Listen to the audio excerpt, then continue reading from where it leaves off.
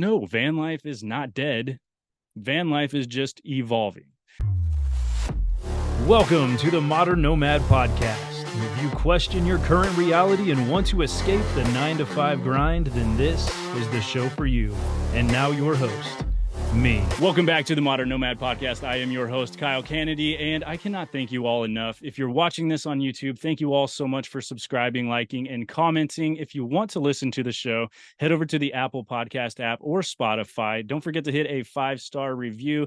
Leave a comment on there because the more of those that we get, the better the podcast does on those apps. And I thank you guys so much. We've had 200 listens this month, which I just actually switched over to Spotify. So this is incredible news to me. 200 listens in a month. It is mind-blowing to me. Thank you all so much. But let's go ahead and get into the show today. I am currently sitting in the van. It is the middle of the day. There is no AC on. There is no fan. There is no vent. So I'm going to keep it short and sweet because I don't want to be too sweaty at the end of this. And the day's topic is going to be, is van life dead? Now, I know if you're on YouTube, you've probably seen this video. It pops up about once a month for me. I don't know why, but it says van life is dead. It's a very clickbaity title. I click on it, and there's a video that is very well put together, very well done, whoever did that. And it's about van life being done. It's dead. No one should be doing it. And the reason for it was this guy was saying that van life is not what it was 10, 15, 12, 3 years ago. Everything's too fancy now. So it's all glamorized. He was like, it's not what it used to be because of the community, and you could just go out in a crappy van with a platform bed sitting on milk crates. That's understandable. That's your version of van life, but van life evolves basically to the necessities of life, to the luxuries of life. Whatever someone wants in a van, they can have now because the technologies have improved. Everything has gotten a little bit, I wouldn't say out of hand. It's just gotten wild because there's vans with $300,000 price tags, $400,000 price tags. You don't need that. You can literally jump into an old van, an SUV, anything that you want, and you can have the time of your life, travel and see the things that you want to do. So my response is van life is not dead. It's just evolved. Van life is still van life. You're not really roughing it anymore. I'm currently roughing it, sitting in the hot summer sun and doing a podcast for you. So I was talking to Jared Tachi the other day. You guys know him. You love him. We were talking about something that happened several years ago during the pandemic, COVID times. People started figuring out that I can work remotely. I can go do the things that I want to do. I can buy the van. I can do all that. And those vans are starting to become for sale right now, which means there's a big influx of like Vanlife Trader, all of these things that are van selling opportunities. They're flooded with the COVID vans. So everybody who lived in the vans for, let's say, a year or so, which a typical average van lifer that I've heard and spoken to is about 2 to 3 years, the life cycle of an actual van lifer. Now, those vans are for sale, which means there's a lot of people that are struggling to sell their vans. And you may see social media people saying, this is why we quit van life. This is why we don't want to do the lifestyle anymore. That's just a cycle because a lot of people get into this just for a short amount of time, for the thrills, for the fun lifestyle, to be able to go travel, do whatever they want to, see the places they've always wanted to see, and then they're done with it. But that doesn't mean that van life is dead. I can tell you that I'm currently almost over my 1 year mark, but I have friends that have been living in vehicles for 3, 6, 10 plus years. I know a couple people that have been in it for a very long time, and van life's nothing new.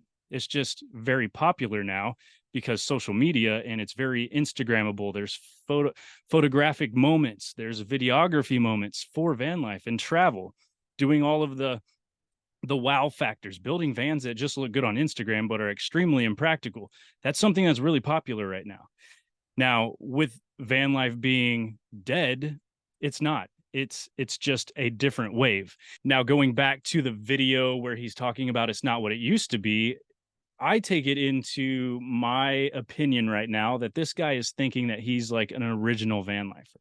This guy couldn't be more than maybe 26 to 30 years old, which if you think about this, my uncle was living in a van in the 70s. And back then they called it the vanning era. So you were just living in a vehicle and you were vanning. Basically, homeless vagrant is what my mom called my uncle. And when I bought my van, she was like, "Oh, you're going to be just like your uncle, a homeless vagrant." And then I built my van and it looked nicer than any apartment or any house that I ever owned. So she changed her mind. And then social media started doing its thing and I was making money. So she was like, "Okay, do your thing, do you, boo," basically like that, you know? But you didn't invent it. My uncle was homeless, but he chose that lifestyle because it was cheaper. And if you're from California, I'm currently in California, housing is ridiculous, gas prices are ridiculous.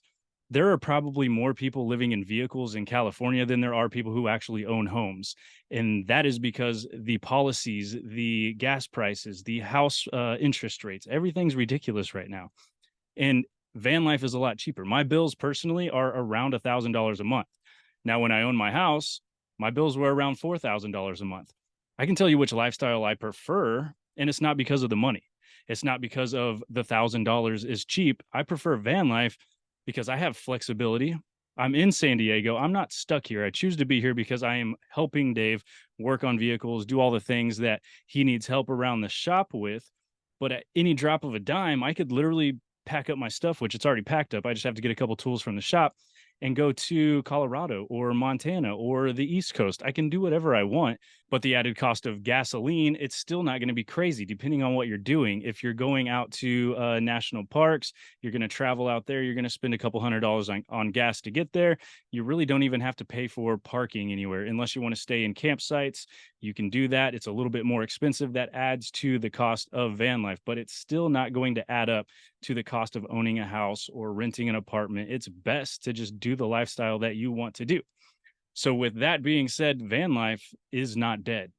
Van life is going through cycles, just as if anything else does. So you've got like the fitness influencers.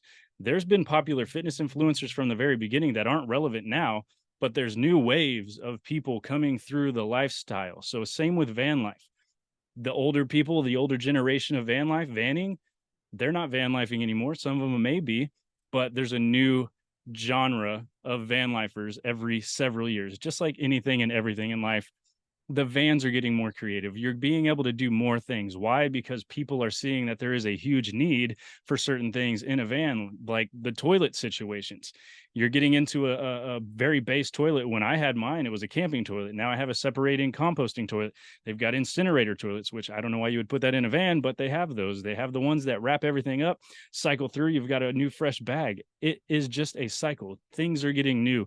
Things are getting more relevant. Things are becoming more fun. And a lot of the people that are in van life that are leaving, they didn't actually set out to do van life full time forever, which I don't know anyone who really would. Just like me in the last podcast, when I told you guys the Q&A podcast, I told you my 5-year goal. And my 5-year goal is to still own a van.